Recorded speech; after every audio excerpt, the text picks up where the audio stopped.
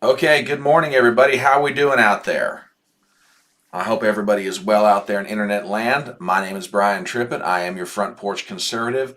Give me just a second here as I boomer my way through the opening, oh, whatever's that this little live stream might be. I always find it amusing. It really is. How's everybody doing this Saturday morning? Got my tea, I've got my water, I've got a whole lineup of things we can be talking about. Oh my gosh, this is going to be good, let me tell you. So if you're out there right now, please do me some favors and let me know that you are hearing, seeing, etc. Apologies for being just a few minutes late. I was not trying to be deliberately late and gay. I just wound up being late and gay. So, it is what it is. Oh, goodness. How is everybody this morning? It's Saturday. We have survived the week. Thank God. We have made it. Gay. I just wound up being late and gay. Okay. All right. Kill the volume on that thing. All right. One person is watching. Maybe just me. I have no idea. If you are out there right now, all right, we have some folks out there in YouTube. Glad to see you. Glad to hear from you. How y'all doing? Welcome, welcome, welcome, welcome to Saturday morning Front Porch Brunch. My name is Brian Trippett. I am the Front Porch Conservative. Welcome, as always, to our weekend live stream. Glad to have you. I said a moment ago while I was getting everything set up that, I wasn't trying to be deliberately late and gay. I was accidentally late and gay. And I've got to kind of explain why and also give you, my audience, some apologies. I am a twitchy, neurotic sort of person when it comes to doing live streams. So I'm always, working in advance to try and get my graphics set up and get my articles found and my videos in the right place and all that good stuff. Okay, no problem. So I go to StreamYard to get into the studio because I've already set that up. That's cool. That's great. And all of a sudden, I can't get the camera to work, which means I have to restart the whole bloody thing. All these tabs that I have laid out for everybody to see, not working. I had to spend about a half an hour finding every article, every video, everything that I had laid out, and pray to God that I could remember where all of it was at, and hopefully put everything back together in about a half an hour. So from 10 to 10:30, I was like, my hands and fingers are flying around, the keyboard.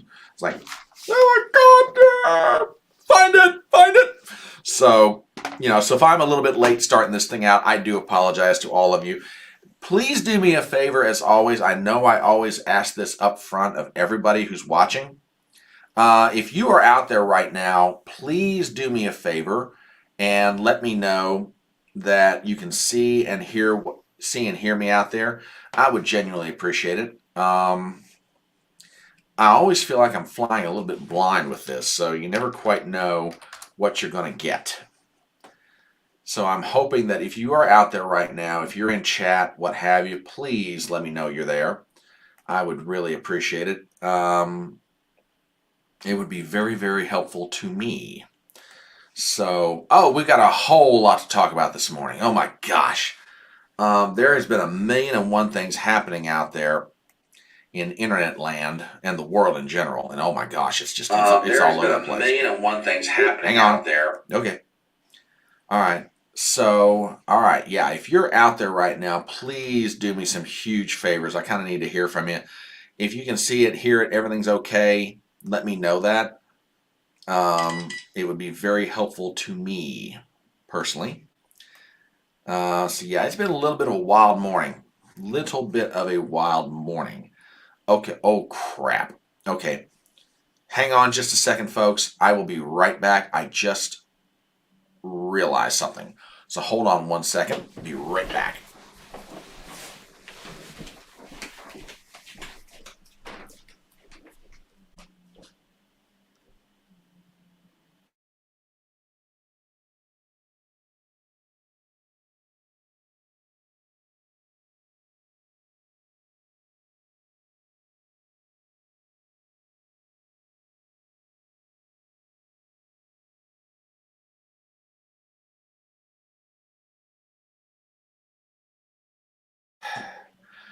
Had to make sure that the connections were all working.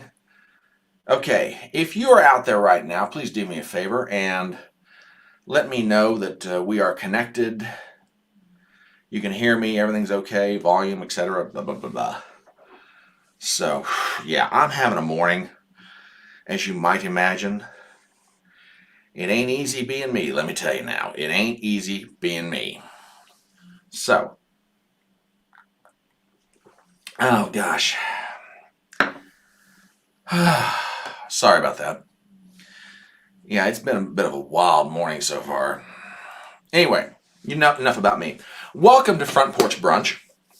My name is Brian Trippett. I am your Front Porch Conservative.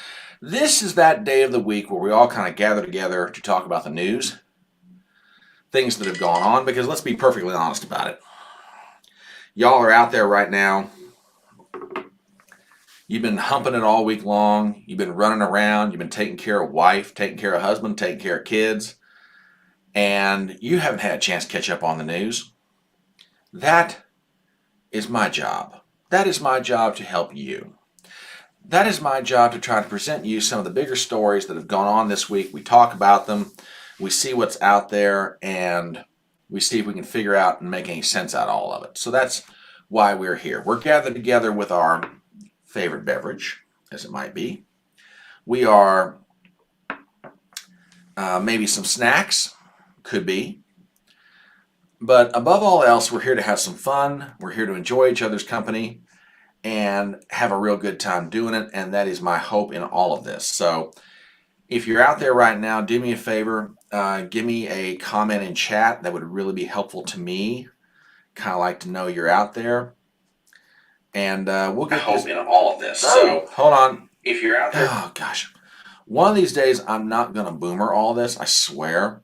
But, till that day comes, you just have to put up with it. Okay, so, kids, I don't know. Has anything been going on this week that we might want to talk about? I have no idea here. So, crazy week for news. Sorry, my tech is a little bit, as always, a bit jumpy on me. So I'm trying to get through this and do it with quasi-professionalism and all that good stuff. So yeah. But anyway, has anybody heard anything that we ought to be talking about at all? Anything interesting happening out there? Maybe, you might find it moderately interesting, that sort of thing. I don't know. Crazy week. That's what I'm looking for. Okay. So, as you can tell, my tongue is firmly planted in cheek as far as my sense of sarcasm.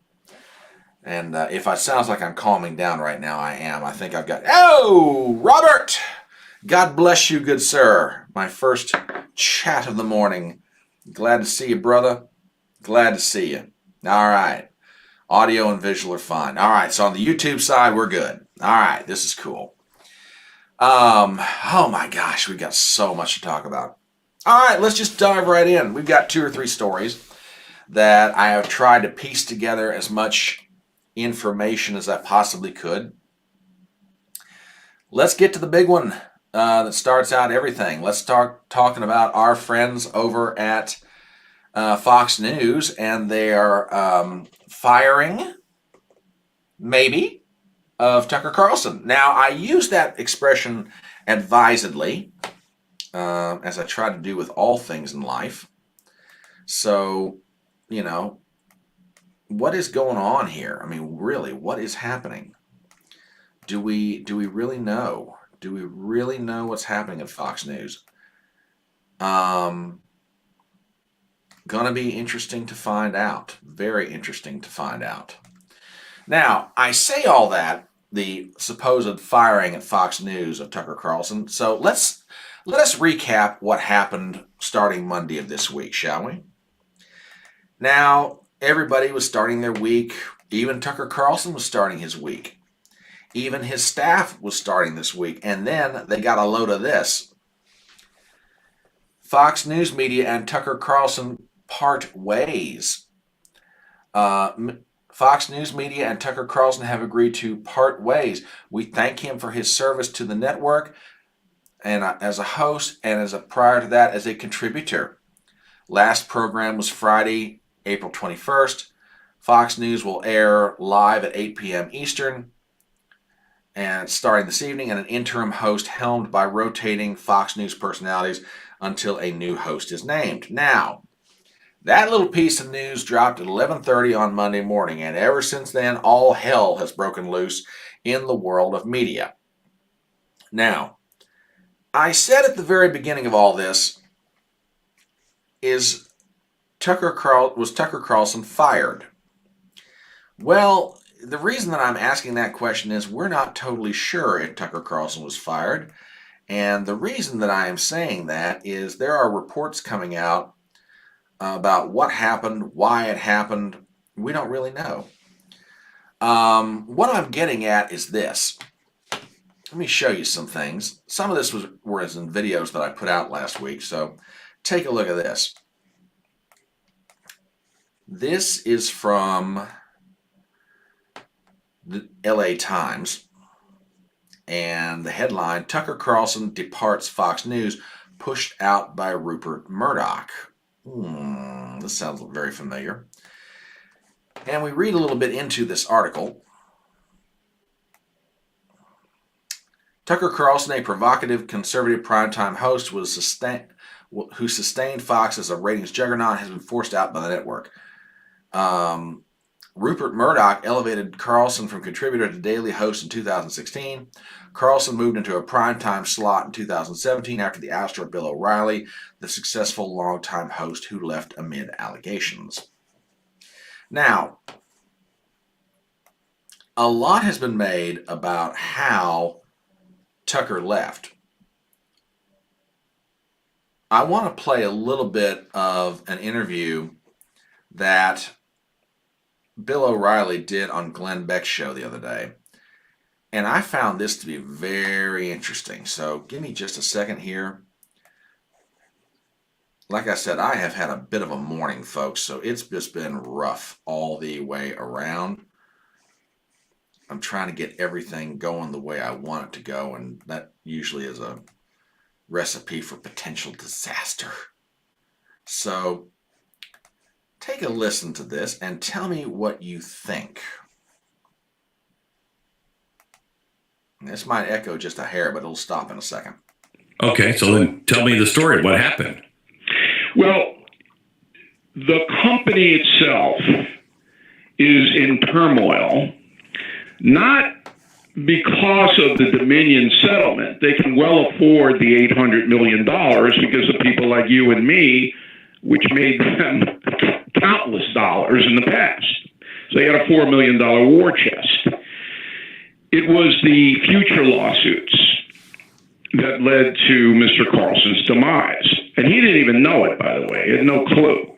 So yesterday at this time, 24 hours ago, the Tucker Carlson producers were in their morning meeting setting the lineup for Monday night.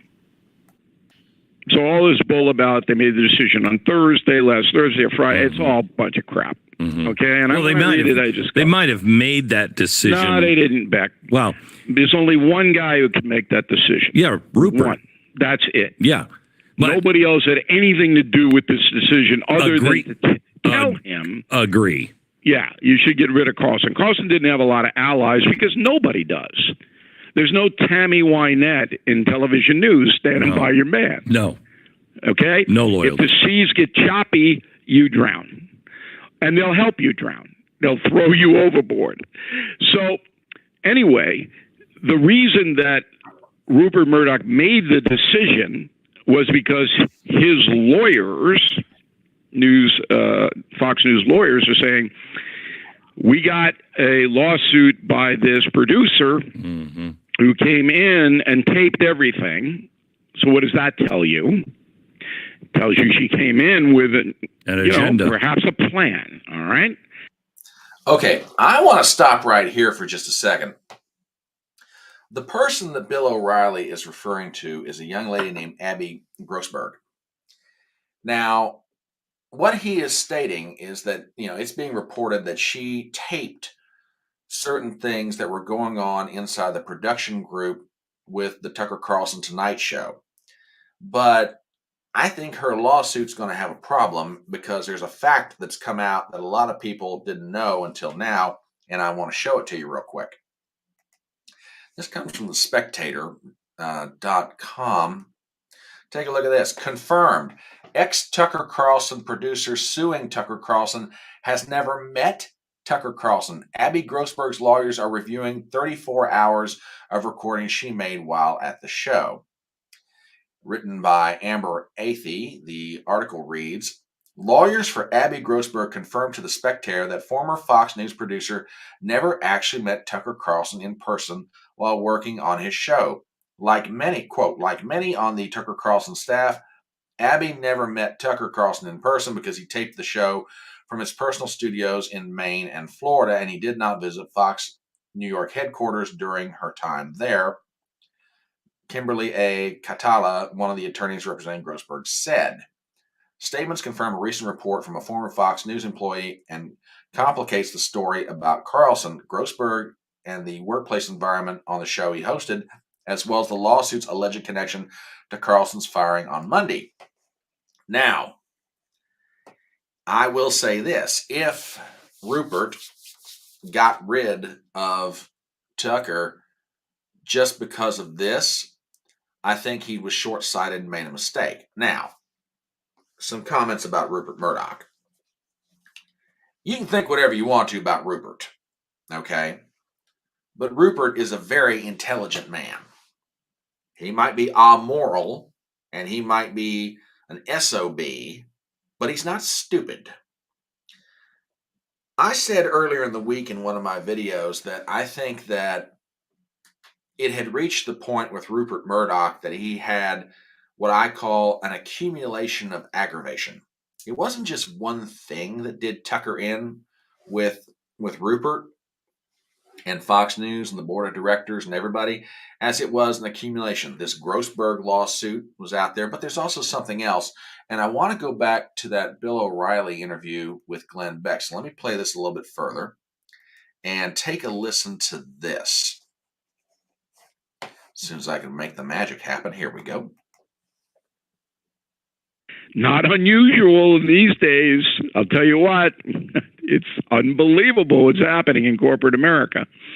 But they have a lawsuit already filed in New York City. Apparently they have tapes that the lawyer for the woman says, we might put them out there. And those tapes do not make the Carlson broadcast look good. Number one. Number two, 60 Minutes Sunday night. Who's there? Ray Epps. Hey, Ray. Yep. Ray looking at the camera going, hey, Tucker Carlson ruined my life and robbed my family. It's a lawsuit. What do you think is going to happen now, Beck? Lawsuit. You bet. You bet.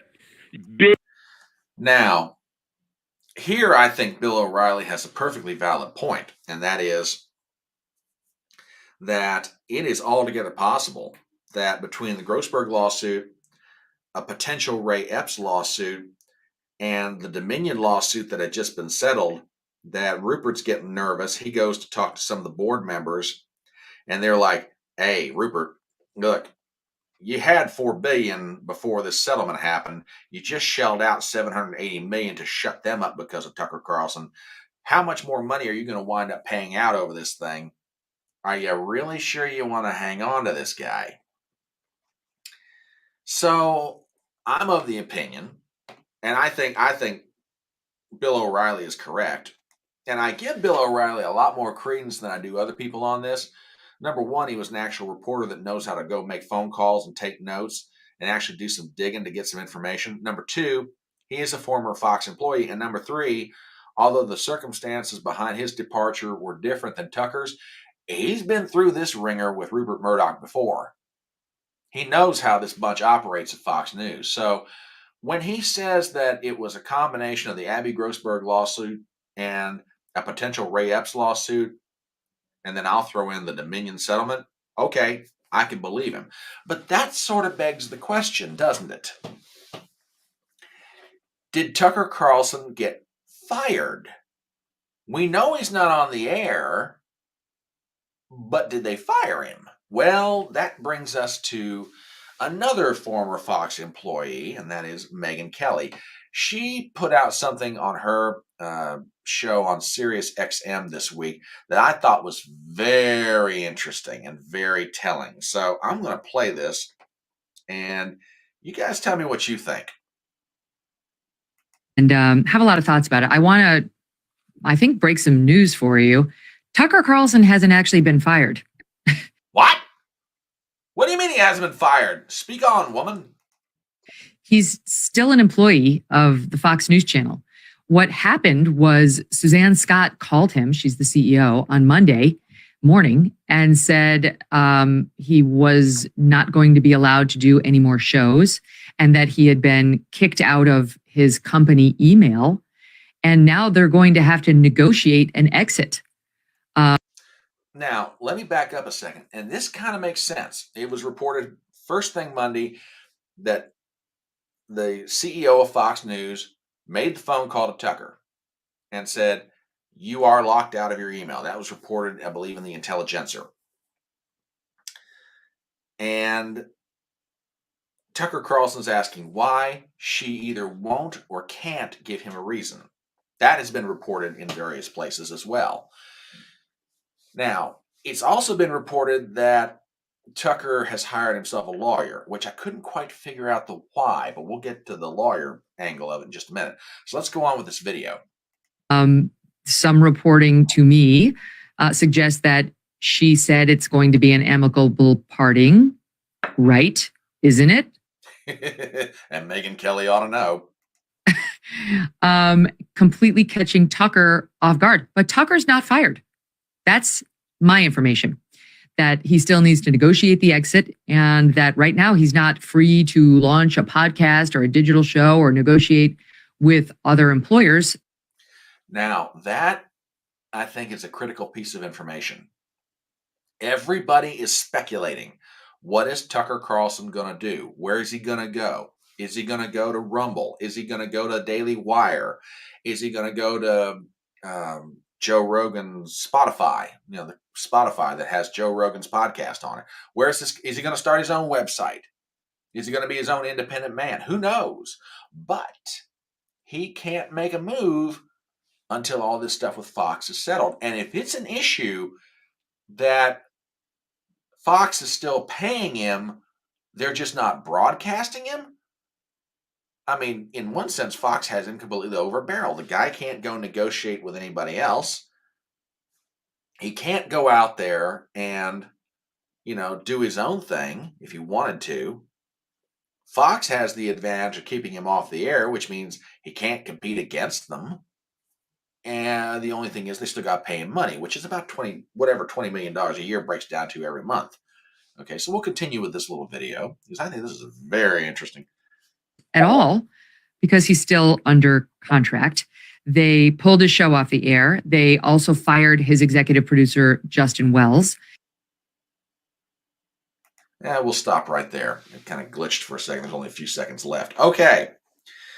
So apparently, according to what Megyn Kelly is saying, Tucker wasn't fired. Okay. Well, like I said, Fox has him over a barrel here. What's the poor guy going to do? Which explains, in part, why the following has happened. Let me see if I can put my hands on this. Hang on one second. No, apparently I didn't think to pull it back up. Okay. Tucker has hired a very high-priced lawyer, okay? A gentleman who's represented a lot of different people. Howard Stern, Megyn Kelly, others. This guy is high-dollar figure, big-time buku Hollywood lawyer money, okay? I'm going to see if I can find this real fast. Hang on real quick. I might get lucky here. See if I can work some magic. This might do it. Yeah, I think this will do just fine. Give me 1 second here. Pull this up. This is from people.com. The Tennessee Outlaw is out there. How you doing, brother? Good morning to you, sir. I lift a mug in your general direction. We're just sitting around talking about the Tucker Carlson firing, not firing. No one's quite sure what the heck it is, but Tennessee Outlaw, we're good to have you here, brother. Hope you brought some friends with you. Don't get me wrong. I'm glad you're here. I hope you brought about 5 or 10 more people with you. But let me show you what I just found. I had this pulled up earlier and I had like a system crash with like a half an hour to go, but it made me nuts. Watch this. Don Lemon, Tucker Carlson hires same lawyer who represented Chris Cuomo, and that lawsuit's still going on, by the way, and Megyn Kelly after their firing. 2 days after their respective exits from CNN and Fox News, Don Lemon and Tucker Carlson have hired the same attorney who represented Chris Cuomo, Megyn Kelly. Brian Friedman of California, which the outlets described as a combative litigator. Yeah, I'll bet those outlets described him as a combative litigator. He'll find out just how combative he is after he gets done with them. Specializes in enforcing contracts for ousted media employees. Friedman also represented Megyn Kelly in her aggressive legal fight with NBC. Sources have since told the outlets Monday news. Okay, so yeah, Brian Friedman, I should say. Very interesting development. Now, where does all of this leave Fox News right now, you might be wondering? Well, I've spread the channel to many. Thank you, Tennessee Outlaw. Much obliged, my brother. I appreciate it. Where does this leave Fox News right now? God, let me tell you something.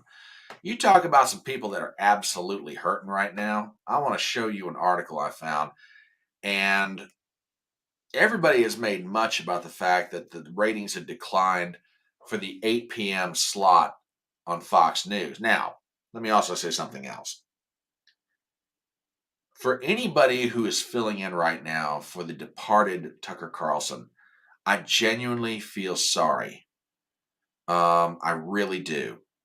I mean, Brian Kilmeade this week has been filling in on what they call Fox News Tonight. That's what they're calling the 8 p.m. slot right now. And Kilmeade's a good guy. I got nothing against him. I mean, I don't know him personally, but from everything I know about him, he's a good egg. And honestly, it doesn't matter who you put in that slot right now. Because everyone's going to be like, where's Tucker? Well, I asked the question a moment ago, how bad is Fox hurting because of this? Take a look at this article. This comes from the Epoch Times.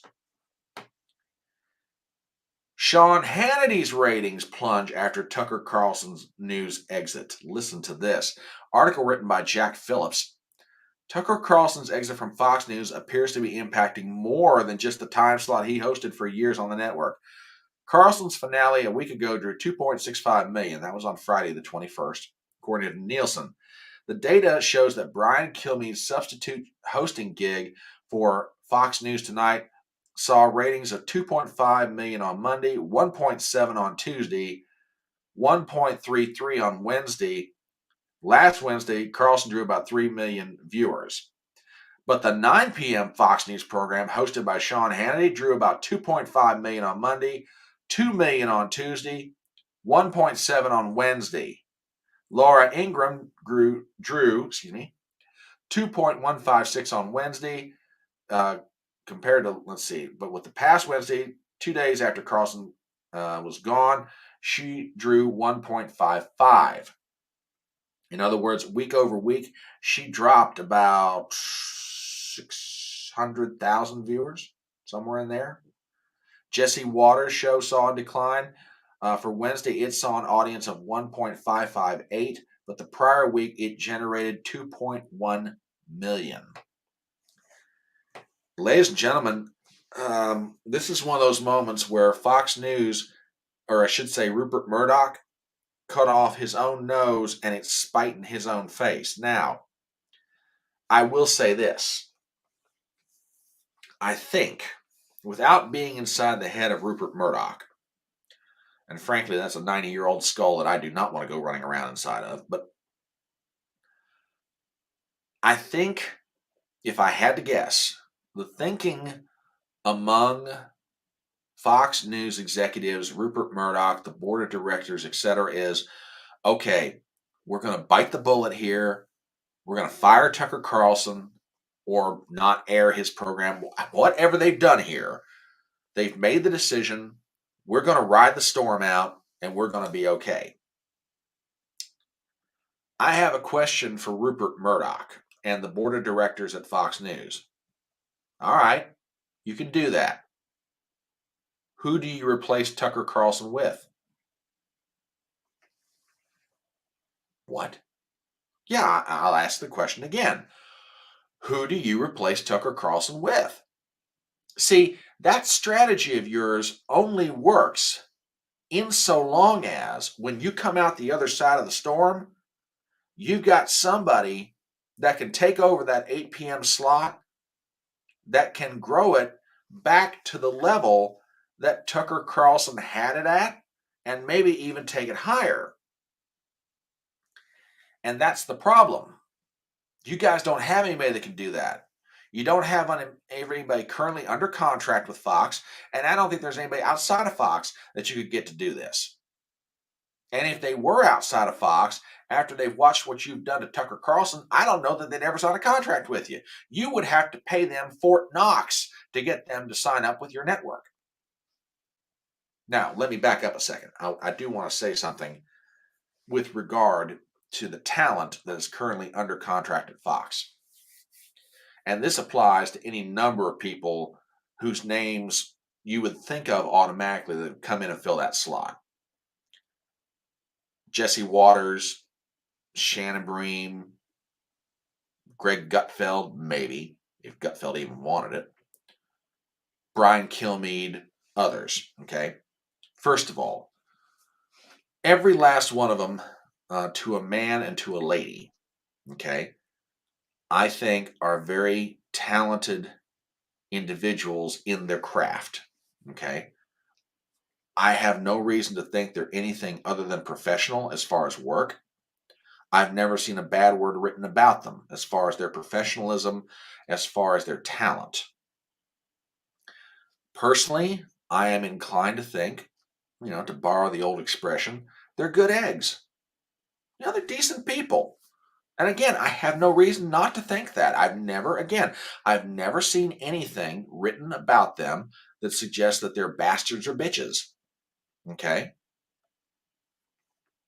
I was watching another snippet of a Megyn Kelly part of her show where she's talking about Kilmeade, and she's very fondly reflecting on him and said he's a good guy, he's a loyal company guy. He didn't want to have to go in there on Monday night and do what he had to do, stepping into Tucker Carlson's shoes, but he did it anyway. I don't think there's anybody at Fox that's not talented and is not basically decent. Now, don't get me wrong, there's some people there that I wouldn't spit on them if they were on fire, but laying that aside, they're good people. But the problem for Fox News' board of directors and for Rupert Murdoch is they're not Tucker. Okay? Fox News has nobody, and I mean nobody, under contract at that network right now that can go into that 8 p.m. slot and bring it back to the level that Tucker Carlson had it at, or maybe even take it higher. There's nobody there. Now, let's flip that coin to the other side and say, all right, if you can't get somebody you've currently got to take the job, we'll get somebody from outside of Fox News. We'll sign them to a contract. We'll bring them in. We'll plug them into that 8 p.m. slot, and, we'll be fine. We might suffer for a little while, but we'll be fine. Who are you going to get? Who are you going to get? Who are you going to get that has Tucker Carlson's ability, but more importantly, somebody like Tucker Carlson who can understand and communicate populist conservatism? And that's really what he was. Tucker is a populist conservative who just happened to be on Fox News Network. Who are you going to get? I mean, even if you came up with even if Rupert Murdoch and the board of directors of Fox News came up with a name right now, could you sign them? And what I'm getting at is this. Everybody in that line of work just saw what you did to Tucker Carlson.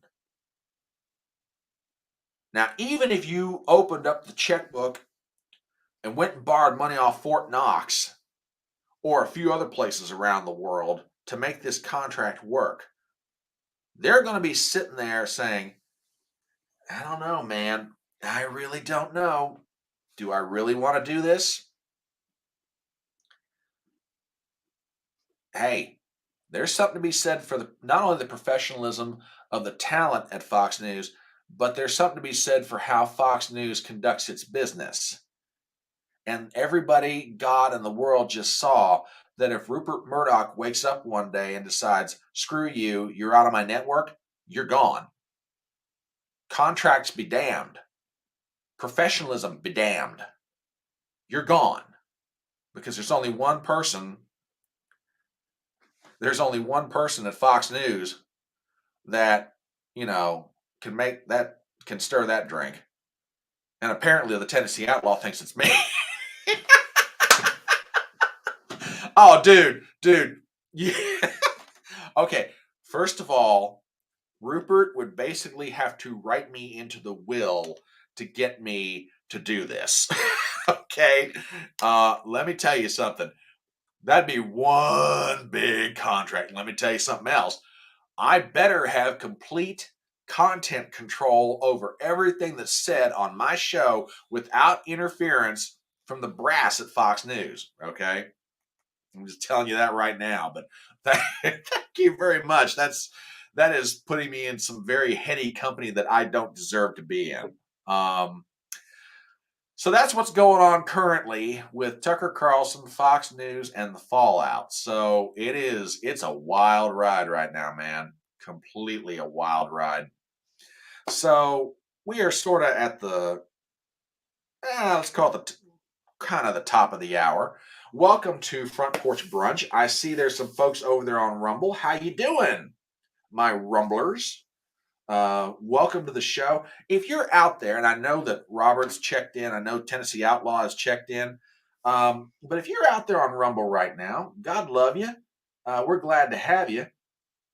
Would you do me some favors and drop a comment in chat? I always encourage this. I want this to be a fun community. I want this to be a place where everybody has a good time. I want this to be a place where everybody can just kind of shoot the breeze, talk to each other, throw their ideas out there. So yeah, if you got comments and you want to pop them in, please do so. Let us know who you are. Oh my God, he's out there. I knew you'd, bless your heart, I knew you'd show up. Crash Mondo, I lift a mug in your general direction, good sir. Welcome to the show this morning. We're glad to have you, brother. We've just been going over what's been going on with Fox News and Tucker, and that's just seven kinds of crazy. So, yeah, we're glad to have you. So, good to see you. Salud. And Tennessee Outlaw chimes in. I still say within 6 months, this channel will blow up fast. Thank you, sir. That is very, very gracious of you. Very gracious of you.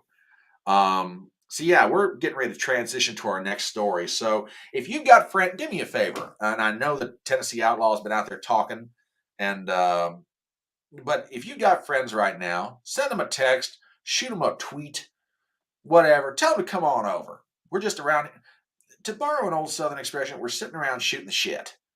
Okay, we're shooting the shit about stories that have gone on this week, and they definitely need to be commented on. Now, this next one that we are about to get into is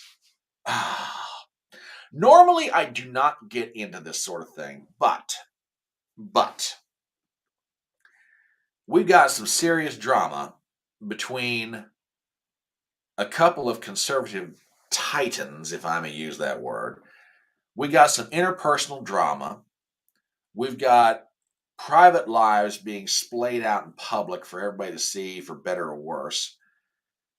And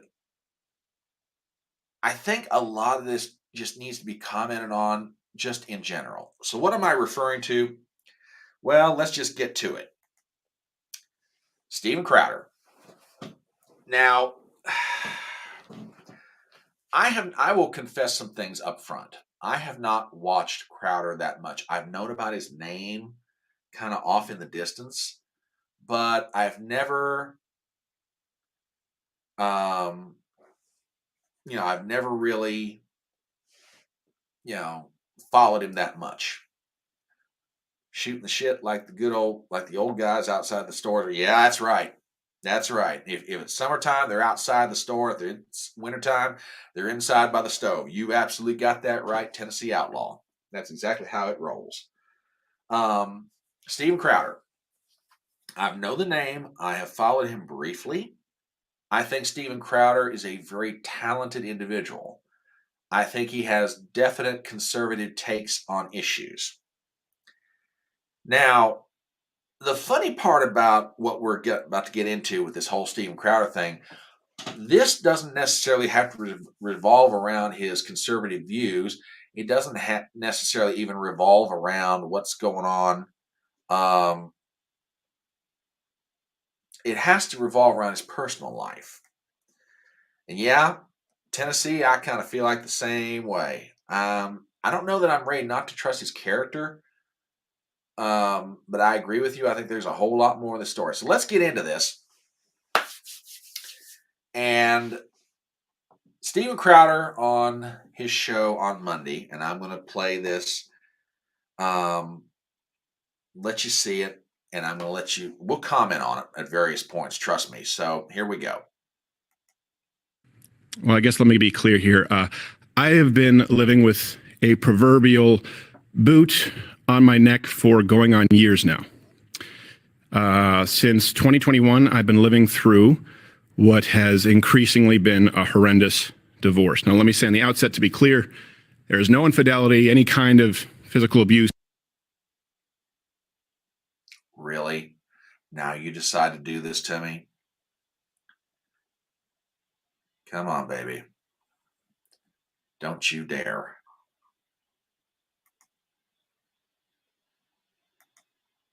Ugh. It's moments like this that just make me crazy. Just absolutely make me crazy. Anyway, we'll start. Let me start seeing if I can limit some of this down and see if that helps our situation a little bit here. Hopefully it does. This is what happens when you got too many tabs up and running. Okay. Okay, let's try this again. Or not. My choice. My then wife decided that she didn't want to be married anymore. And in the state of Texas, that is completely permitted. It's been the most heartbreaking experience of my life. What I consider to be my deepest. Tennessee, I understand, brother. Go do what you got to do. But thank you for stopping in. We're glad to see you. And again, the internet loves me not. But anyway, let's just pause it here for a second. So on Monday, Crowder announces that he is in the middle of a divorce. Now, when I say in the middle, it's kind of one of those situations where apparently this has been going on for a while. And according to him, it's been going on since 2021. Okay. And there are a lot of different people that have different thoughts about all this. Okay, I think my internet is back up. So let's try this again, shall we? And see what happens. Personal failure. And just so you know, my opinions on parenting and families have not changed. I've always believed that children need a mom and a dad, that divorce is horrible. And I still believe that children need a mom and a dad and that divorce is horrible. But in today's legal system, my beliefs don't matter. In Texas, divorce is permitted when one party wants it, period. So for well over a year, in the best interest as well as physical safety of my children, we've decided to keep this issue private and to resolve it privately with the appropriate attorneys, what have you, legal jargon. Now, in all this, one thing I want to be really clear about is certain. True north here is that my children are blameless, completely without fault, and so we decided to resolve these issues privately, as it's in their best interests, both emotionally and physically, to do so. Now, let me stop right here for a second. I will give Steven Crowder a lot of credit. I'm not sure what the motivation was for him to release this information about the divorce that he's been going through, because I don't think a lot of people knew about it. Truly. I mean, there might have been some close, intimate, personal friends of Stevens that knew about this, but I didn't know. I don't think a lot of people did. Okay. And you know what? I respect him for wanting to keep it private, but for some reason, he made the decision that he wanted to go public with it. Okay. Having said all that, if he had stopped right there and said nothing else, I would have totally understood. I would have totally respected his statement. Okay. He was making a statement about a divorce. He was talking about the circumstances therein. He was talking about the fact he was trying to keep it private for the benefit of his children.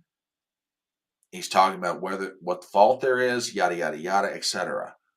It's when the next step happens that I not only have problems with it, everybody else does.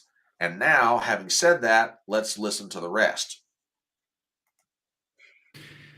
Now, the other issue is, and this is something that I've kept private for likely far too long, many other people knew about this behind the scenes. Some, not all, but some of them in positions of power, influence, leverage, knew of this. They also knew that the safety of my children included keeping it private. So if you're familiar with the idea of extortion, then you know the feeling well. Okay. All right. Whoa, whoa, whoa. Hold on. He just dropped one really big word. Extortion. Okay. This just went from, okay, I'm coming to you, my audience, with a very personal situation. I want to tell you about the fact that, unfortunately, I'm going through a divorce. It's been very long. There's fault. Everybody's at fault. I'm trying to protect my kids. I wanted to keep this private, but, here's what's going on. It went from that to, I'm being extorted. I can't believe this. Somebody's got a rope around my neck. If I don't say it, they're going to choke me. What the hell is this? What the what? Extortion? You do realize what you're saying here, Stephen? Blackmail. Somebody's blackmailing you. I mean, you don't throw that word extortion around and there not be some consequence, okay?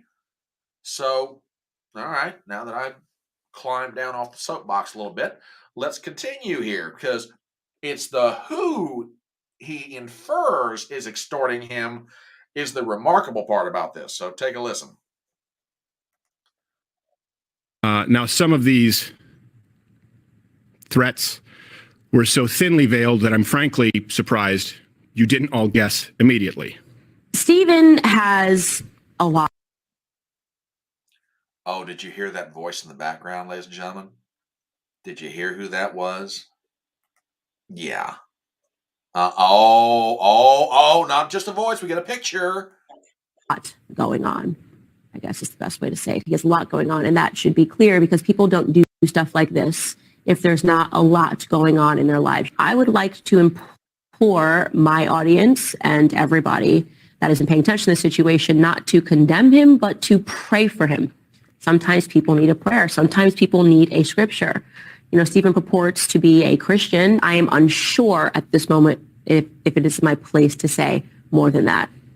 Maybe if I feel in further defense, some things should be said, or maybe if I feel that the public has a right to understand certain circumstances.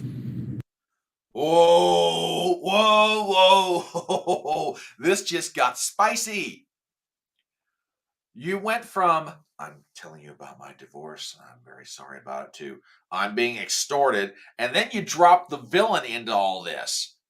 You literally show a clip of Candace Owens, and you're making the inference. Notice I didn't say the accusation. Folks, watch what he's doing here. Stephen's no dummy. He's making the inference that Candace Owens is blackmailing him. Now, these two have a bit of a history, okay? Remember back to the negotiations that were going on between the Daily Wire and Steven Crowder and all that drama that blew up? Yeah, these two have a history. They've tangled before. Okay. So now you got Steven Crowder out there saying, or not saying, let me rephrase that. Apologies. Inferring that Candace is extorting him. Stephen, you just can't drop that and let it go. And he didn't. So hang on a second. I'm going to get into this right now. Well, my children have a right to privacy. Now, some other issues have been, or I should say, inferences have been more pernicious behind the scenes with demands and threats to use this information that they believe would be so publicly embarrassing to me and my wife at a difficult time that it could be used, knowingly putting my children in harm's way. So to those self-styled Christians, conservatives, and allies, well, not in my book. Okay. That is on Tuesday when that happens. Okay.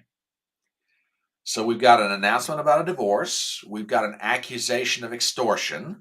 We have a person being pointed to being the extorter, Candace Owens.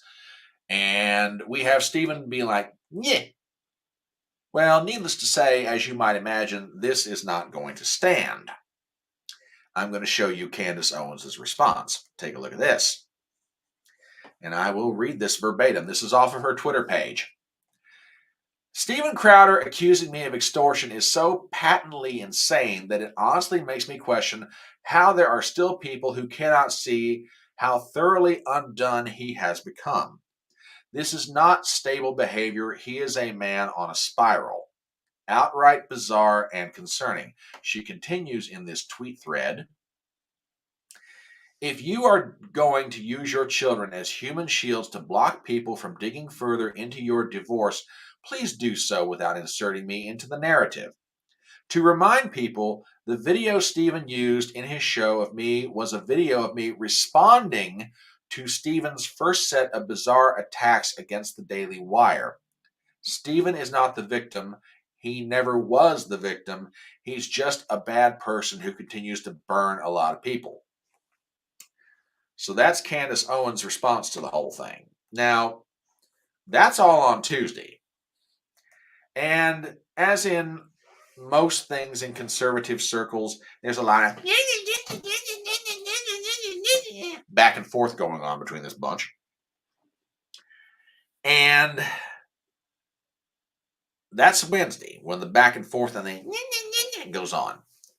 And then Thursday, all hell broke loose. Now, there is a video that has surfaced, and we'll get to the source of that surfacing in just a moment.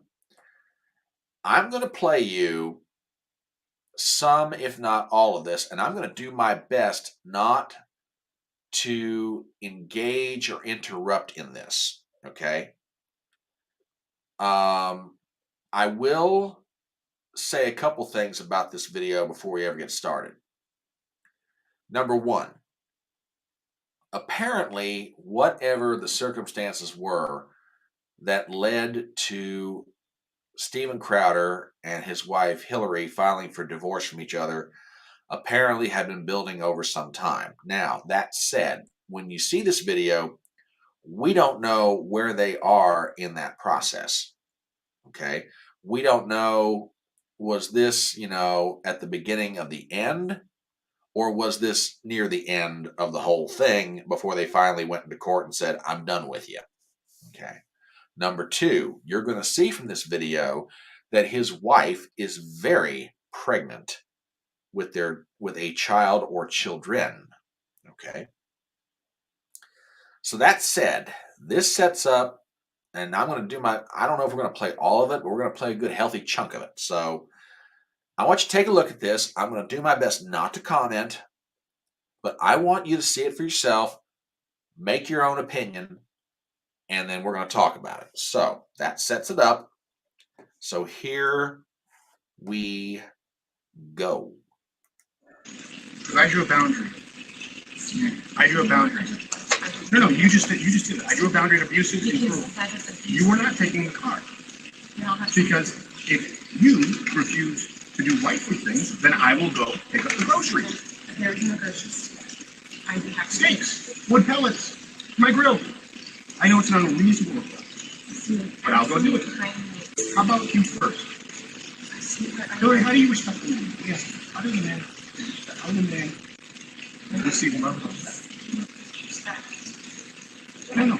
How do the man? No, you're not taking the car.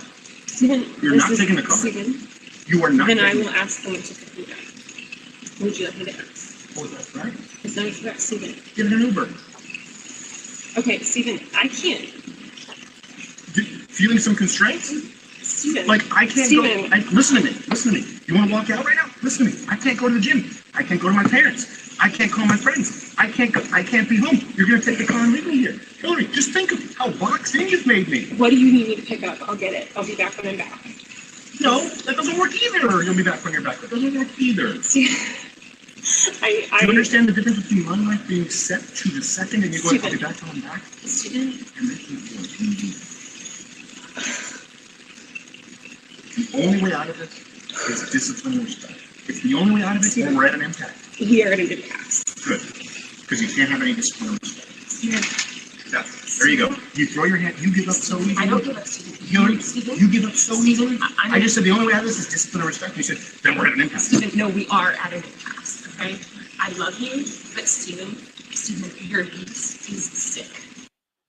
Okay, now I'm stopping this just momentarily. For those of you who are watching on Rumble, for those of you who are watching on YouTube, what you're seeing is a video that leaked Thursday of this week, and it shows a fight between Steven Crowder and his wife Hillary. Now, we're just about halfway through it, but I do want to give some context to what's going on.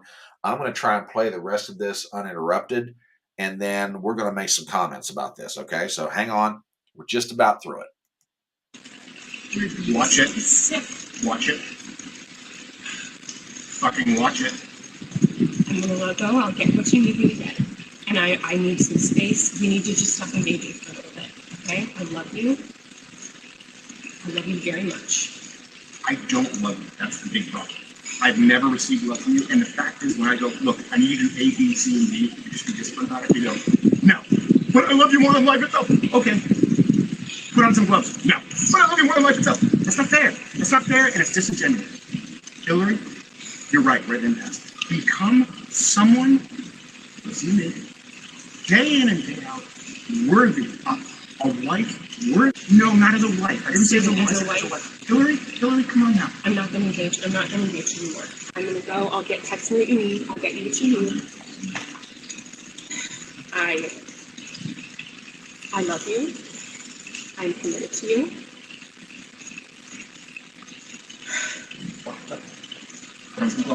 Are you committed enough to do those things? I'm not gonna. Are you committed enough to do those things? You're not committed to anything. You're not committed to anything. You just said I love you. I'm committed to it. Walk the dogs. Put on some gloves. Walk the dogs. Put on some gloves. Are you committed enough to do those things? Are you committed enough to do those things? Are you committed enough to do those things? I'm gonna just Walk the dogs. Put on some gloves. Are you committed enough to get the medication the dogs take? No, you take Betty.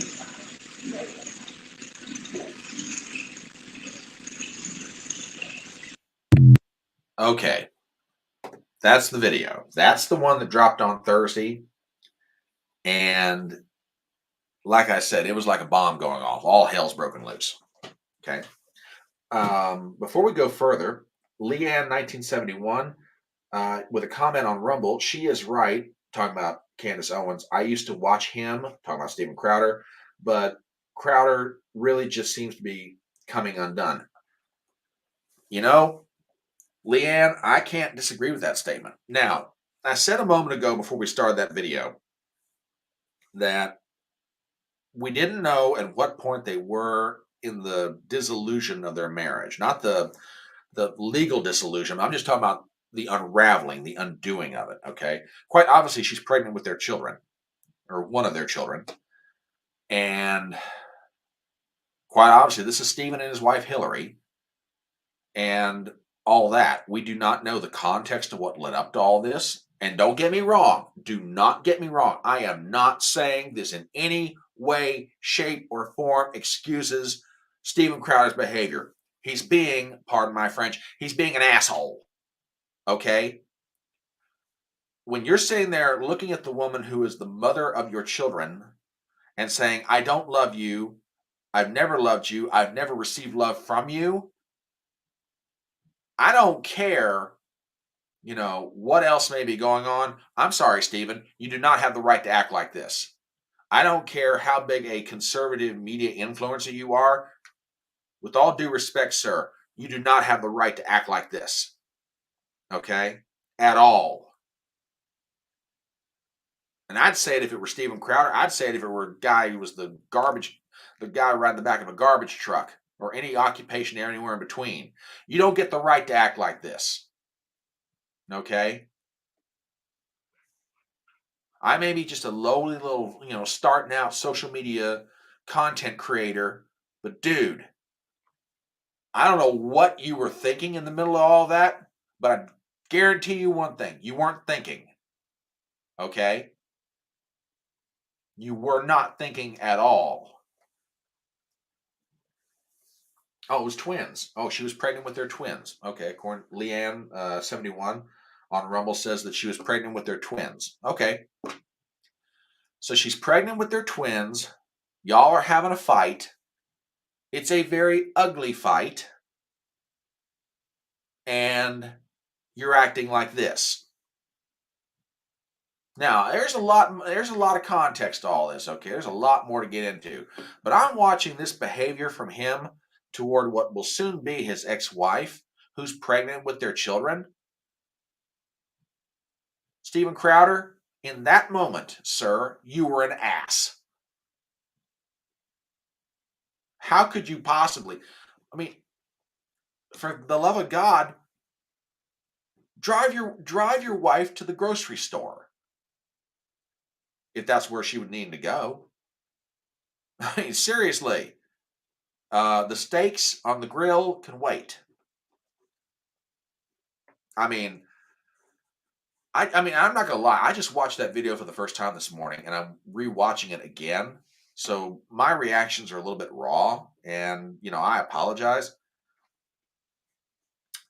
And Robert brings up a really good point. This video lacks context of prior interactions. Having said that, it's a private matter that doesn't affect my daily life. I truly don't care. Okay, fair enough.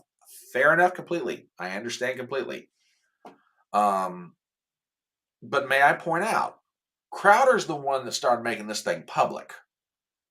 If and I say this respectfully, if he hadn't gone on his show on Monday and told everybody that this was going on, and then this had come out, okay, that's a whole other different issue, a whole other context.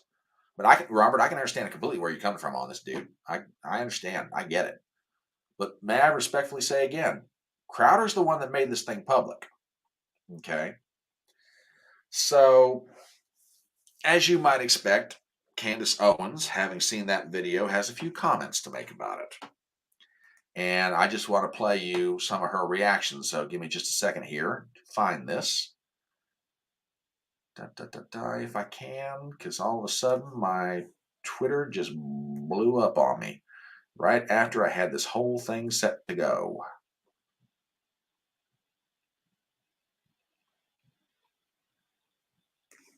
Ugh.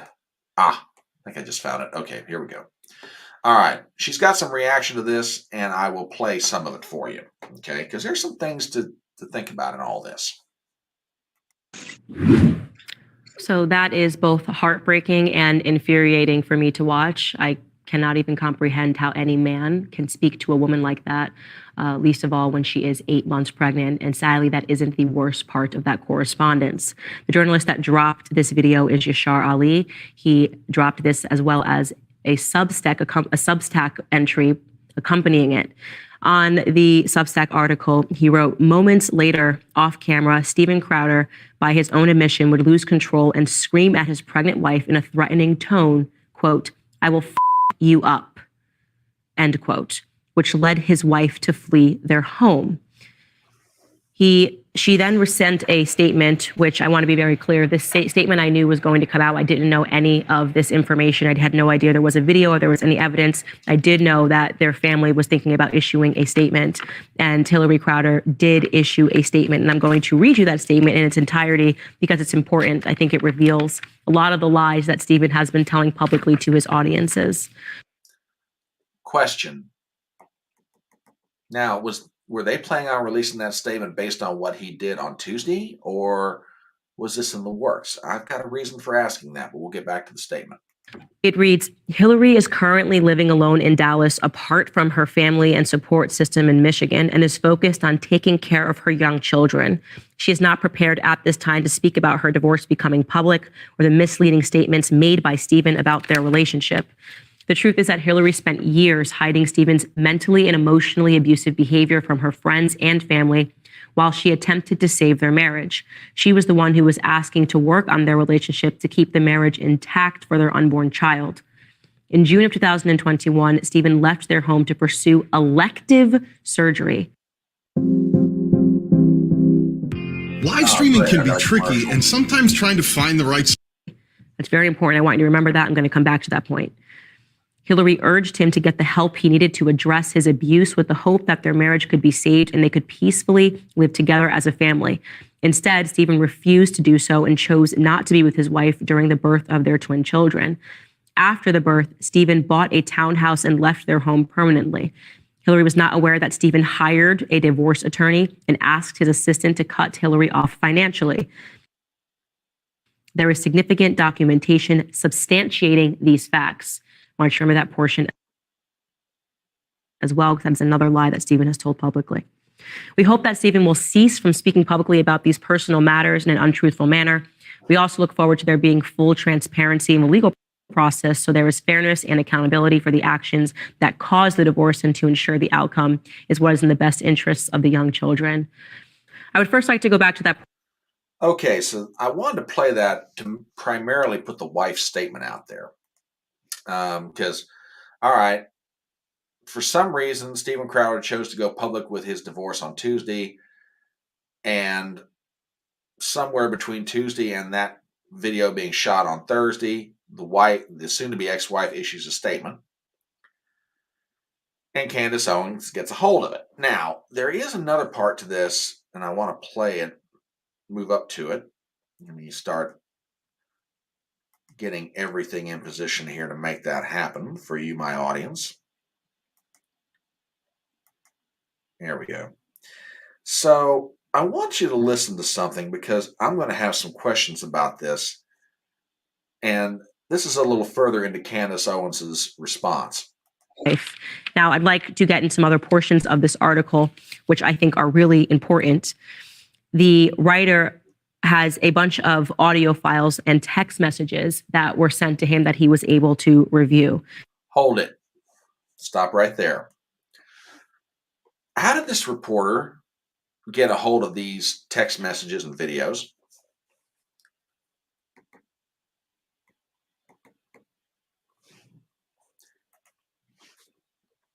He also claimed that it was her that wanted the divorce, but her statement says he left. Good point, Crash. Very good point. But this reporter, the one who put this 3-minute video out for everybody, says that he received the text messages and the videos. How did he get them? Robert, you're way ahead of me, dude. You're way ahead of me, and you're absolutely right. That's exactly what I'm thinking. But let's go on with Candace's video here. He writes, in audio files and text messages that I reviewed, Stephen Crowder admits to some of his faults, which include a volcanic temper, repeatedly and at times regretfully. But according to sources that I spoke to who are familiar with their relationship, Crowder's admissions often came after a sustained period of mental and emotional abuse, and he didn't seem to be able to control his impulses. That again.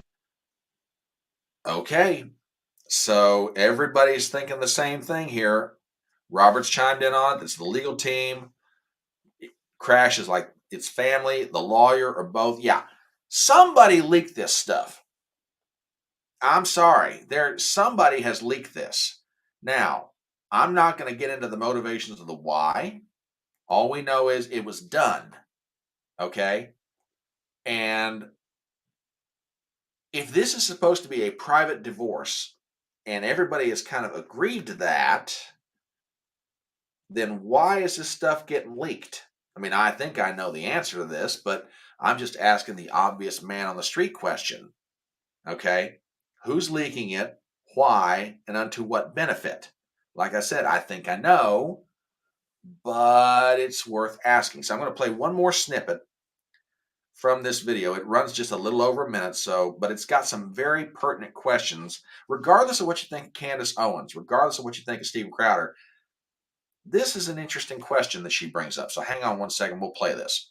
The writer goes on to say, like so many things in his life in recent years, Crowder's temper and paranoia led him to destroy his relationships with Sir Shapiro, Boring, and others at the Daily Wire when he posted a video on his channel suggesting that the Daily Wire, without naming the company, was attempting to align itself with big tech by mentioning in their initial offer to him that if he was demonetized on social media platforms, that it would reduce his overall compensation.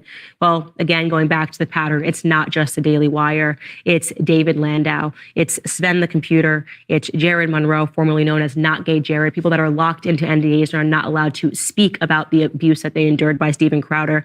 It's Owen Benjamin. It's now his wife. Do you believe that all of these various different parties, the majority of them who have never spoken to each other, I've never spoken to Sven the Computer, I've never spoken to David Landau, I've never spoken to Hillary Crowder, I've never spoken to Owen Benjamin. Do you believe that all of these?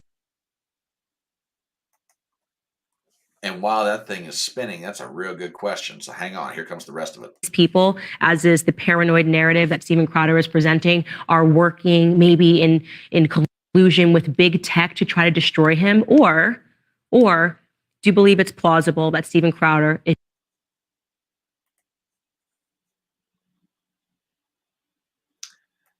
That should about do it.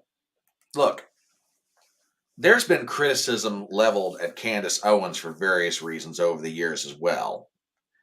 And nobody that, I mean, just from the outside looking in, nobody that is stepped out onto the stage or in the arena is going to be blameless and without fault with anything in their life. As the old expression goes, there was only one blameless, innocent person, and they crucified him. But I will give Candace Owens this. She brings up a perfectly valid point.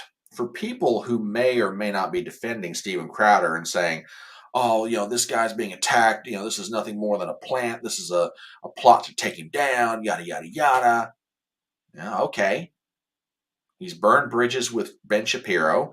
He's burned bridges with people at the Daily Wire. He's burned bridges most recently, apparently, with Dave Landau. He's burned bridges with all kinds of people. So at some point, it sort of begs the question, is it Steven Crowder or is it everybody else? It's not really paranoia if they are out to get you, so to speak. Now, don't get me wrong. I think there's a lot of things that Steven Crowder has done over the years that are good. I think as far as advancing conservative ideals and conservative ideas. And I'm very sorry to see him going through all this, okay? I really, truly am. From a human perspective, I am genuinely sorry that he is going through this. That said, however, respectfully, how much of this did he bring on himself? I'm not talking about the choice to marry the woman that he did. I'm not talking about all that. I'm talking about how he's handling it in the aftermath. Okay? Well, it's like I said, if he had never said anything about this on his show on Tuesday morning, okay, he was up to that point as much as he could, choosing to keep this thing private. Okay? And now if it's still come out by way of a third party or maybe the ex-wife's legal team or whatever, okay, then that's on them. And that aspect of it, he's innocent. But may I respectfully point out again, Stephen's the one that chose to make this thing public. Now, volley, back over the net. Here comes the return shot. Crowder had something to say, and I'm just going to play this real quick. So hang on 1 second. This was in response to Candace Owens.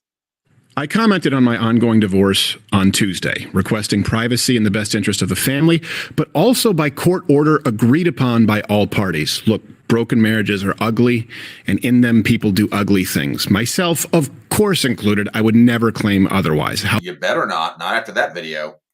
However, due to recent misleadingly edited leaks to the tabloid press without context and how are they deceptively edited? Not subject to consequences of the court, well, if not privacy, the next best option is truth. So today, I have filed a motion to officially unseal all files as they relate to the matter of legal record, finances, relevant medical records, including mental health history. Excuse me?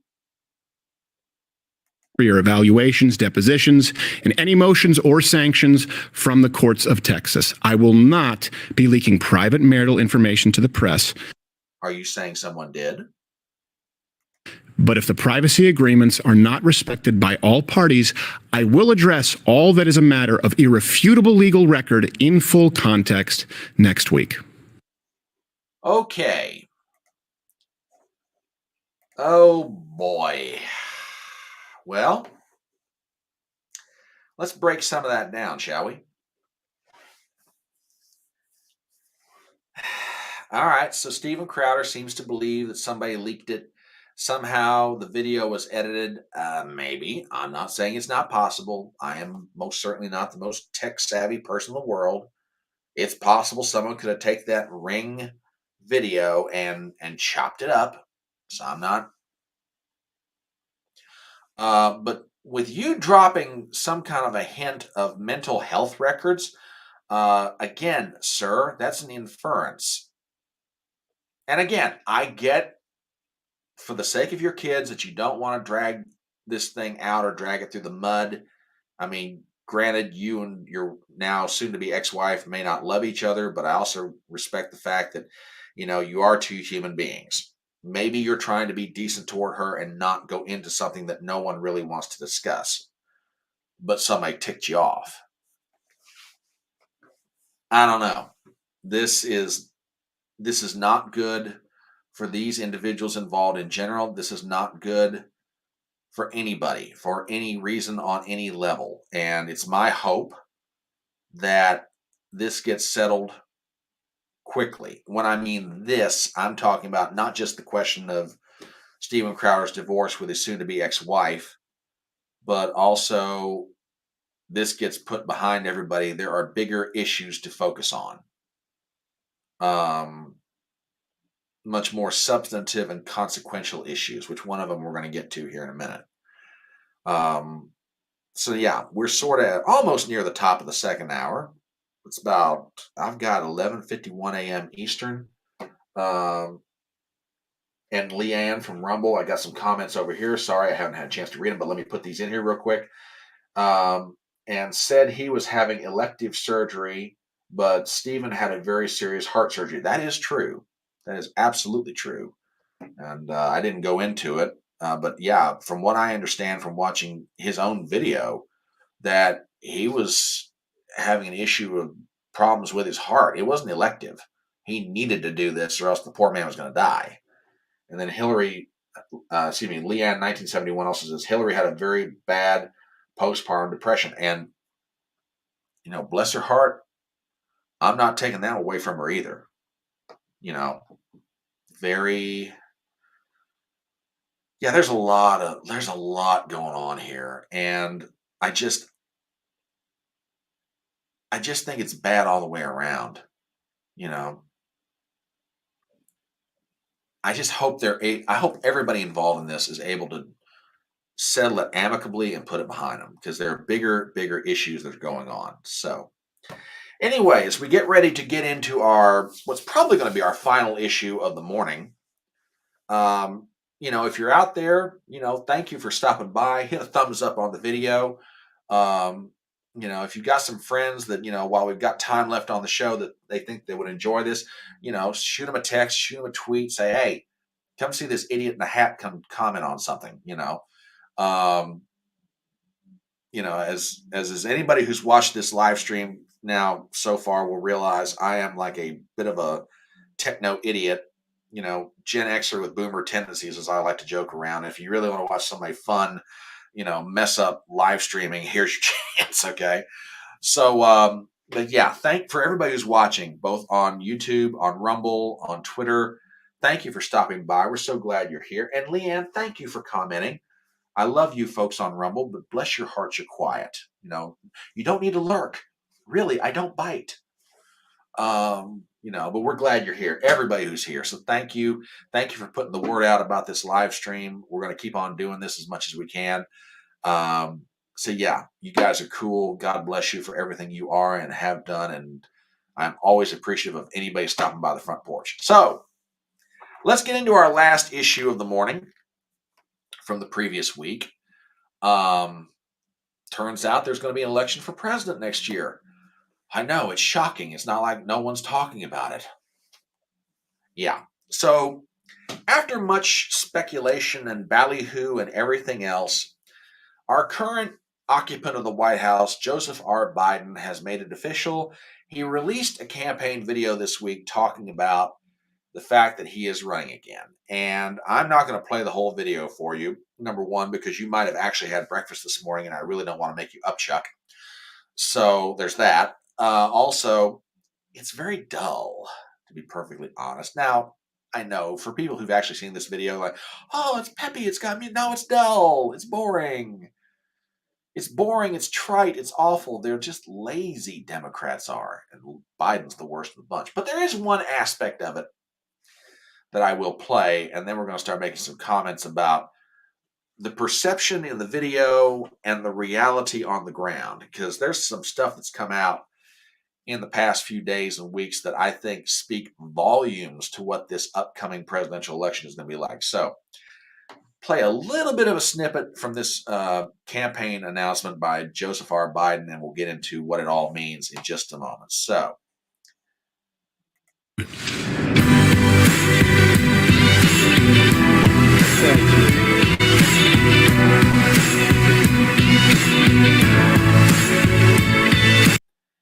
now, I play that particular section of the video because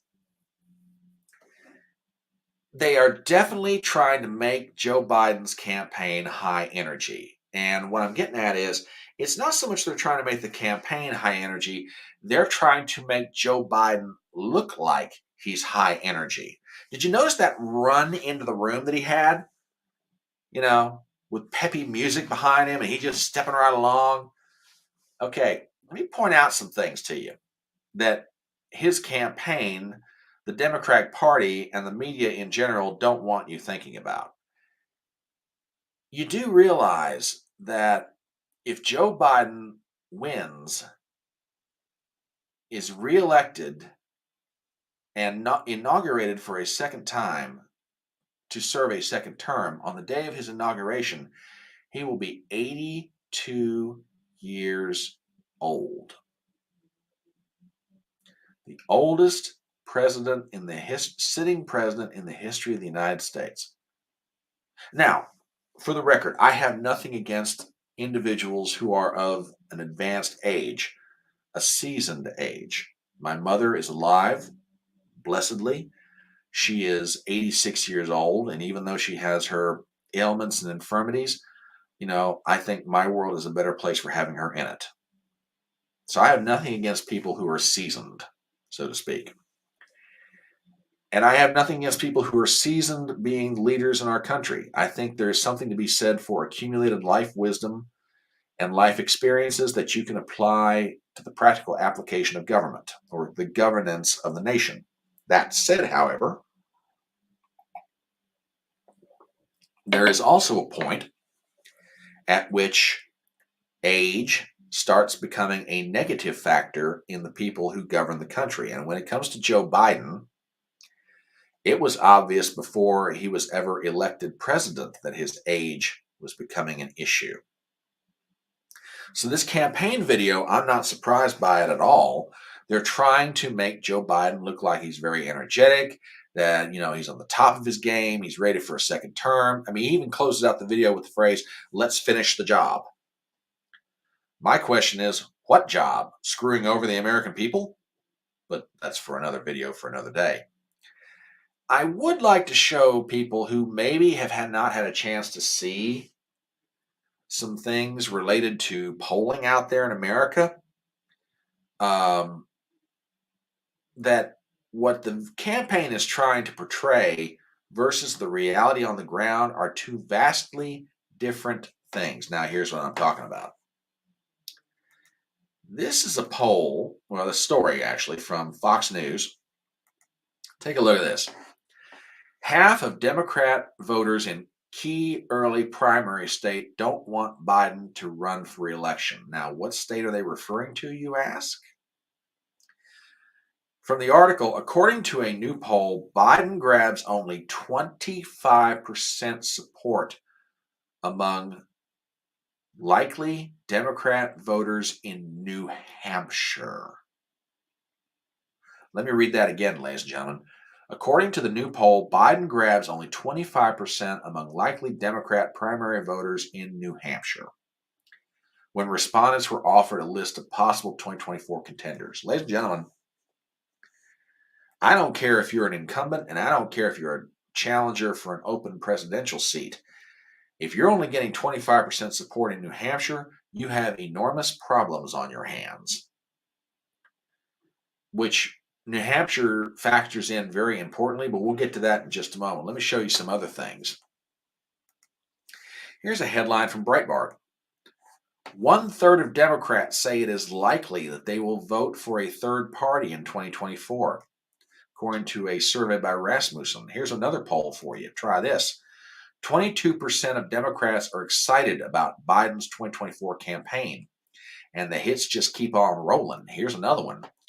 67% in a poll say the nation is on the wrong track as Joe Biden demands 4 more years. And finally, well, I shouldn't say finally, there's one more. Biden trails generic Republican by 6 points. Well, let's just assume it were Trump. And according to a Harvard-Harris poll released just this week, Trump expands his lead over Biden to 5%, which, let me point out something. In the whole of the 2020 election, nobody ever showed Donald Trump with a lead over Joe Biden. This is a poll a year and a half out to show them with a lead. Ladies and gentlemen, you've got an incumbent in the White House, a Democrat, who's probably going into re-election more unpopular than any Democrat incumbent in the history that I can think of. I mean, Barack Obama was unpopular in 2012, but he wound up beating Mitt Romney on the simple argument, hey, I stink, but the other guy's worse than I am. Lyndon Johnson never even bothered. He bailed out before the 1968 election. But you got an incumbent running for re-election who is probably more unpopular than I've ever seen before in my life. This is incredible. I've never seen anything like this. It's astounding to me. It's also astounding to me that the Democratic Party in general is still backing him up the way they are. Now, granted, maybe they've got no choice. I have a hard time believing that. It's not like you don't have capable Democrat governors out there that could run and could potentially win. J.D. Pritzker of Illinois, Gavin Newsom sitting on a $300 million war chest. I mean, his state may be going down the toilet, but he's got the money to run a presidential campaign. I don't know. I don't know why the Democratic Party is sticking behind him the way they are, but they're doing it nonetheless. And the only challengers he has right now are Marianne Williamson, who ran in 2020, and Robert Kennedy Jr., which that gets to something else. Maybe you haven't seen this. Let me find it real fast. Hang on. Yeah, here's what I'm looking for. This is from realclearpolitics.com. I want you to look at something real quick. These are some polls that came out on Thursday of this week. Now take a look at find my fabulous little pointer here. Yeah, take a look at this one. Here's my pointer.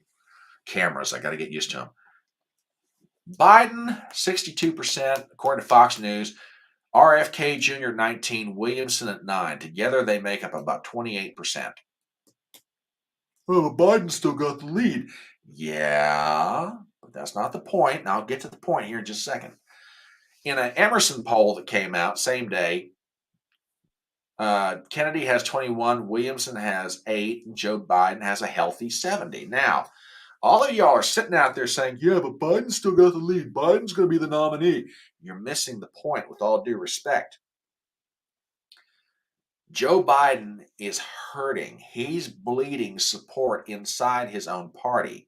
Remember those polls that said, a third could wind up voting for somebody else? Yeah, 1/3 of Democrats said they could wind up voting for a third party in 2024. I'm telling you right now, inside the base of his own party, Joe Biden is bleeding blood. He's bleeding political blood. And he's hurting going into re-election. The first rule of campaigns, shore up your base. Make sure you've got your base, then go out and get those who may be undecided. Joe Biden doesn't have his base. Now, time may go by. He might wind up getting them. But as it stands right now, if the election were tomorrow, there's no real assurity that he could win. Okay? He's bleeding blood all over the place here. Now, let me show you something else that I find to be very, very interesting. As soon as I can get it pulled up here. A moment ago, I mentioned the fact that that New Hampshire was very important. Well, there's a reason for that. The Democrats have done something that I never thought I'd ever see them do in my lifetime. Now, if you know anything about presidential primaries or the order of presidential caucuses, or caucus, as the case may be, for multiple, it goes Iowa, New Hampshire, and then everything else follows thereafter. The Democrats did something very unusual this year. In February, they voted to change the order of the calendar.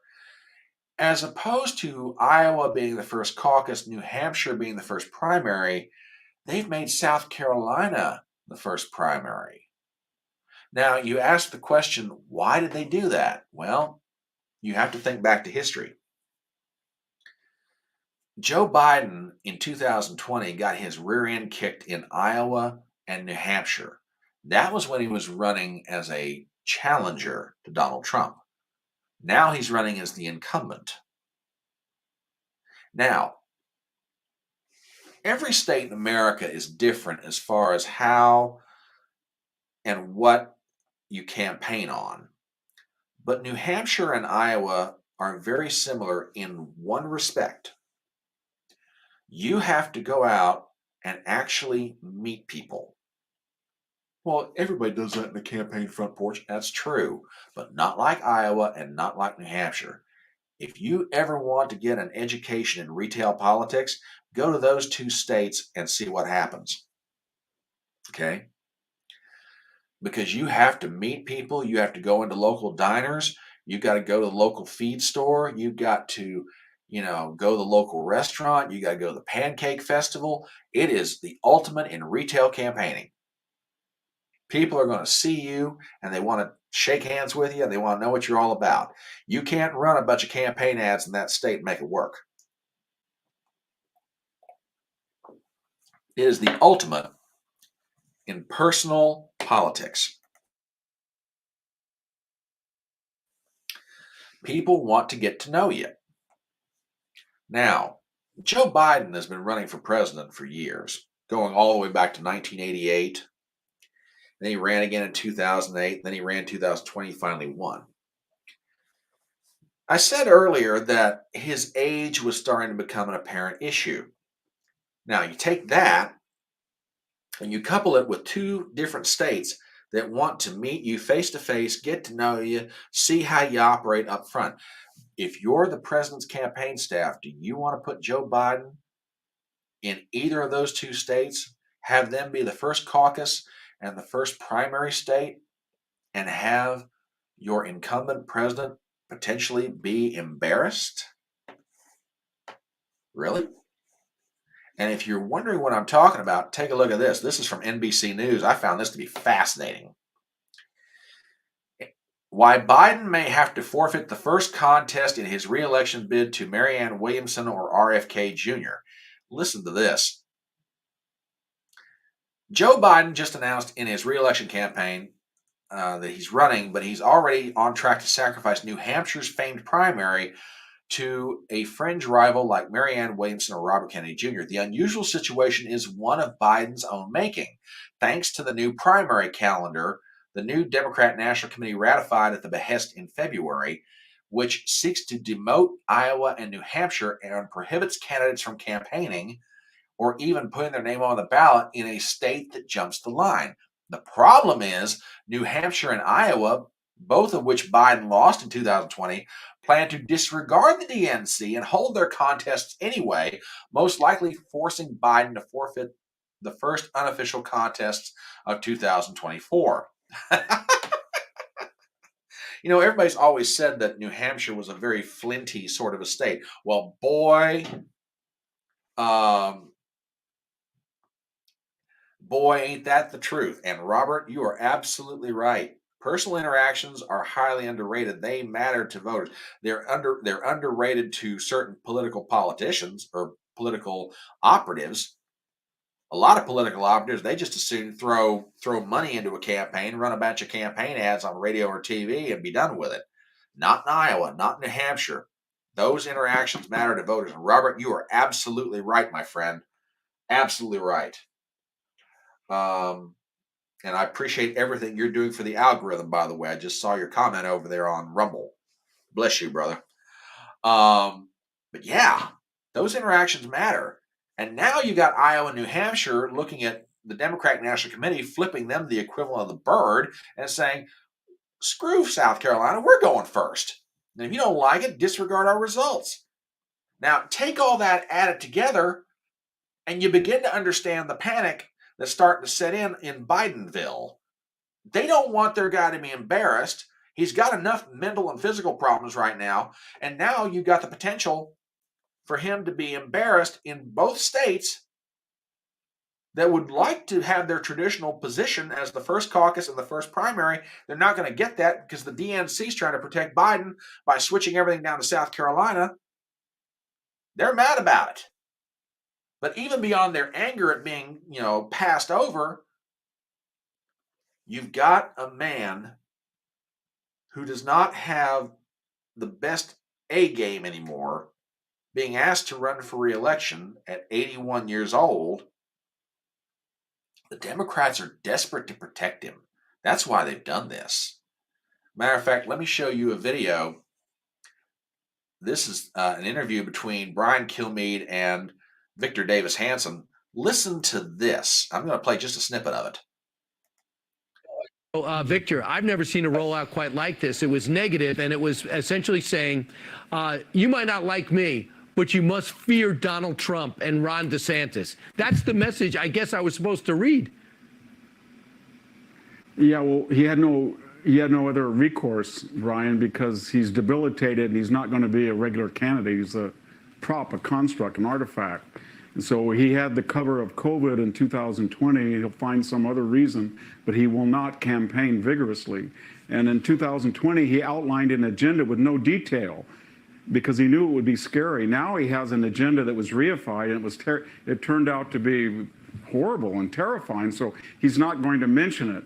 So what is he going to do? He's going to do what he did in 2020. He's going to outsource it to the media, and they're going to say that the Republican candidate is a racist, a semi-fascist, an ultra-MAGA. And then in addition to that, they're going to raise a lot of money. Don't believe. Okay, we're going to stop right there. And there's more of it I could play. But yeah, they're desperate. And you notice something else that's going on in this campaign. Notice how I said a moment ago, let me put it back up here real fast, that Robert Kennedy has got anywhere from 19 to 20% already. every news article that's coming out about RFK Jr., and keep in mind, this is the son of the former Attorney General of the United States. This is the son of a former senator from New York State. This is the son of a man who ran for president in 1968. Every article that's coming out about Robert Kennedy Jr., you know what words are attached to it? Anti-vaxxer, anti-vaccine. They don't want to take Robert Kennedy seriously. They don't want people to catch on to his message. Now, don't get me wrong. On most, if not all things, I'm pretty conservative. So while I agree with Robert Kennedy in principle on a lot of his issues, I also acknowledge the fact that in the practical, as far as how he gets to his goals, there's things I may not agree with him. Okay? But that said, inside a Democrat primary, he could do damage. Now, will he beat Joe Biden in the Democrat primaries? In one sense, I rather doubt it. Remember the last time a Kennedy ran for president was 1980 when Ted Kennedy challenged a very weak Jimmy Carter, but even Jimmy Carter and the Democratic Party were able to beat back that challenge. I have a suspicion the same thing's going to happen here, but let me tell you something. Before it's all said and done, Robert Kennedy Jr. is going to make Joe Biden bleed politically. He'll bleed support among Democrats. They don't want Joe Biden to run right now, and I'm telling you, they are not excited about his campaign in 2024, regardless of whether the nominee for president on the other side is Trump or DeSantis or anybody else. There is a block of Democrats that want anybody but Joe Biden. When a third of Democrats are telling pollsters, I might very well go third party, that is an enormous problem. Enormous. And how scared is the media of Robert Kennedy? Well, let me give you an idea. Take a look at this. This is from the New York Post. This is a controversy that came up this week. Get to the headline and out of the commercials. Here we are. ABC News cuts Robert F. Kennedy Jr. vaccine remarks out of interview. In an article by Josh Christensen, ABC News host admitted the network edited statements RFK Jr. made about the COVID-19 vaccine out of an exclusive interview it conducted with long-shot presidential candidate. Quote, we should note that during our conversation, Kennedy made false claims about the COVID-19 vaccines, anchor Lindsay Davis said in a disclaimer when the interview aired Thursday. We used our editorial judgment in not including extended portions of that exchange in our interview. Holy cow. Now, everybody knows that the media will edit an interview. That's not new news. And it's not new news that they're going to edit things out of an interview that they don't want broadcast. Okay? That said, however, they just edited out of an interview comments from a declared presidential candidate, which, by the way, they may have gotten themselves in trouble because look at this. This is from RFK Jr.'s own Twitter page. 47 USC 315 makes it illegal for TV networks to censor presidential candidates, but Thursday, ABC showed its contempt for the law, democracy, and its audience by cutting most of the content of my interview with host Lindsay Davis, leaving only cherry-picked snippets and a defamatory disclaimer. Offering no evidence, ABC justified this act of censorship by falsely asserting that I had made, quote, false claims. In truth, Davis engaged me in a lively, informative, and mutually respectful debate on the government's COVID countermeasures. I am happy to supply citations to support every statement I made during that exchange. I am certain that ABC's decision to censor came as a shock to Lindsay as well. Instead of journalism, the public saw a hatchet job. Instead of information, they got defamation and unsheathed pharma propaganda. Americans deserve to hear the full interview so they can make up their own minds. How can a democracy function without a free and unbiased press? As president, I will free FCC from its corporate captors and force the agency to follow the law by revoking the licenses of networks that put the mercantile ambitions of advertisers ahead of the public interest. Wow. What a statement. But I asked the question, is he right? Did ABC break the law? If you cannot by law censor presidential candidates, what did they just do? I mean, seriously, what did they do here? And I tell you what, say what you want to about that tweet, but it goes to something about Robert Kennedy Jr. and why it is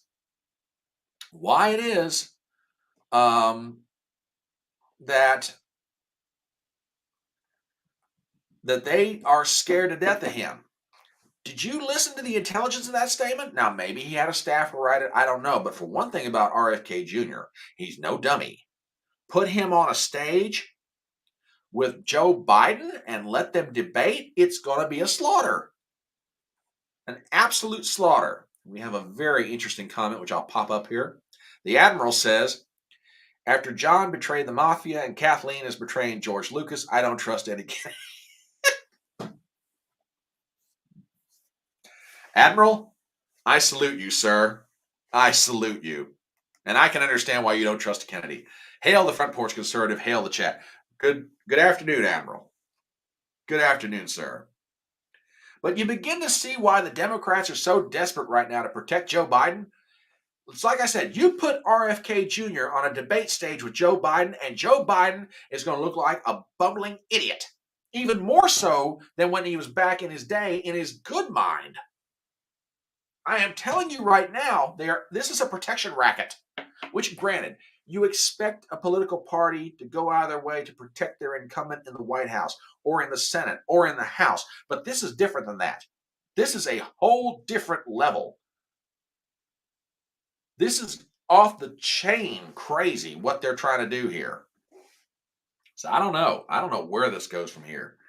This is absolutely crazy. Absolutely crazy. But now there is one other thing that I'll ask you to think about. Keep in mind, without a lot of media support, without a lot of money right now, Robert Kennedy Jr. is getting about 20%. It might yet go higher. If he gets any kind of money and he can put together any kind of a grassroots organization, I'm telling you right now, Joe Biden and his reelection campaign are going to be in for one major league headache. Here's my question. Assuming RFK Jr. were not to win the primary, okay, which, to be perfectly frank, perfectly honest, I think is going to be the case. I really do. Where does that 20 to 30% go in the general election? Remember, you've got polling out there right now that says a third of Democrats are ready to go third party. And I don't think that sentiment's going anywhere. They're not happy with Joe Biden for a lot of different reasons. Now, don't get me wrong. For all of Joe Biden's weakness as a candidate, as an incumbent, if someone beats him in this next November, it's going to be an absolute dogfight. You know, it really will. Joe Biden is not going to be taken out of the White House easily. But where would a RFK vote go? That's also what Kim Iverson said. She pushed RFK Jr. to take voters third party. That's being kicked around. I'm telling you right now, and pushed RFK to deny Joe if Dems cut him off from the ticket. I don't know what Robert Kennedy Jr. is going to do here. I really don't. But I'm telling you right now, he represents a certain constituency of voters in the Democratic Party and maybe some independents in general. They're not just going to disappear. Now, do I think that Donald Trump or Ron DeSantis, either one, would pick up all of their votes? Not necessarily. Not necessarily at all. But the point, and I made this point in my video last week. Remember back to the 2020 election. Some of those states were decided by a handful of votes. Arizona, Wisconsin, Georgia, and others. It wouldn't take a lot for people who voted for Joe Biden in 2020 to flip their vote and give that state's electoral votes to whoever's running on the Republican side in 2024. It wouldn't take much at all. If, let's just be generous and say, no, let me rephrase that. Let's be conservative, okay? Yeah, you're on the Front Porch Conservative channel. Of course you're going to be conservative. Let's say that conservatively, that 7% of what RFK Jr. is getting right now goes to Trump. Oh, that gets really interesting. 7% of RFK's vote in Arizona, Wisconsin, Georgia, Michigan, a few other places. How much of that electoral vote flips to Trump or to DeSantis?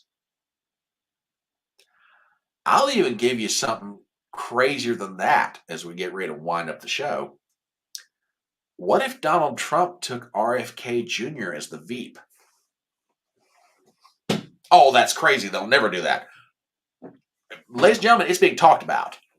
It is absolutely being kicked around. And I don't mean people like me are talking about it, or I'm talking about some high-ranking folk here. Roger Stone, who has kind of an unofficial role in the campaign. But it's being seriously kicked around that Donald Trump take RFK Jr. for the Veep and see what happens. And we have a legendary guest in chat right now, Reuben Christopher Haynes. Good afternoon to you, sir. He says 2020 will be a shit show. I do not disagree with that in the slightest. There will be mega lawsuits happening, and if Trump wins again, the deep state, will do whatever it takes to win. I don't disagree with that in the slightest, Reuben. You are absolutely right. 24 is going to be an absolute shit show. But what if Donald Trump took RFK Jr. as the Veep? Now, do I think Kennedy Jr. would agree to it? I rather doubt it.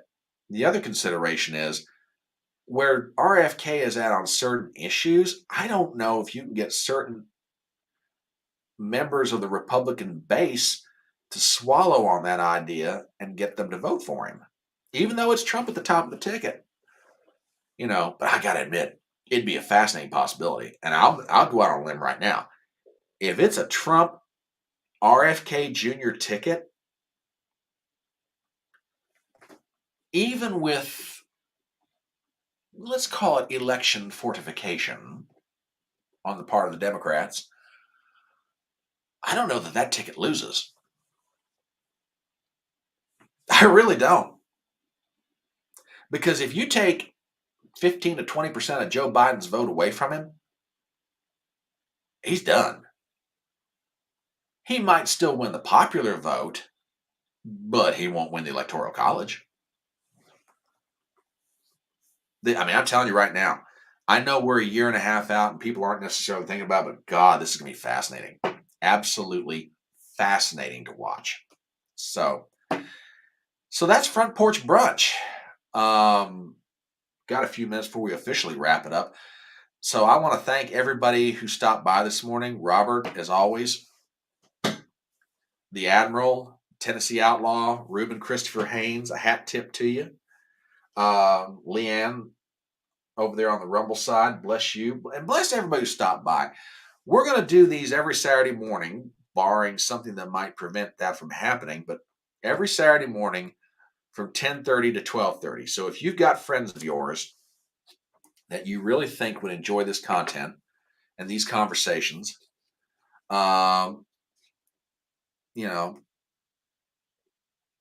absolutely spread the word around. And for those of you who have, bless you. Y'all are a lot of fun for a lot of reasons. And this is a fledgling little live stream where, I want to see it get better in terms of my performance and the information that I bring. And I want to see it grow into a fun, happy little community. As I say all the time, you can stop by my front porch. You can talk about anything you want. You can disagree with me if you want to. All I ask, just disagree agreeably, and I'll extend you the same courtesy. So y'all are a lot of fun, and thank you so much for being here this week. We'll be back next Saturday morning, 10:30 Eastern. But in the meanwhile, you guys do me some favors. Y'all have fun. Chris, we all need to know this. This is why we need to stand up and do it. Bless you, Reuben. Bless you, sir. Thank you. Thank you so much. You guys are a lot of fun. You guys are a blessing to me. You don't even know it. I appreciate every word of encouragement I've ever gotten about this stream or my videos or anything else. You guys are absolutely amazing. So we'll be back here next Saturday morning, 10:30 a.m. Tell your friends, tell your frenemies, your in-laws, your outlaws, your mothers, your lovers, your brothers, your sisters, your misters, whatever. We're going to be here. And next Saturday morning, 10:30 Eastern for Front Porch Brunch. And I leave you with the words, as always, of that great American philosopher, the legendary Tom T. Hall. When he was asked what is life all about, his old cowboy said, "It's faster horses, younger women, older whiskey, and more money." See you next Saturday morning, folks. Thank you. God bless.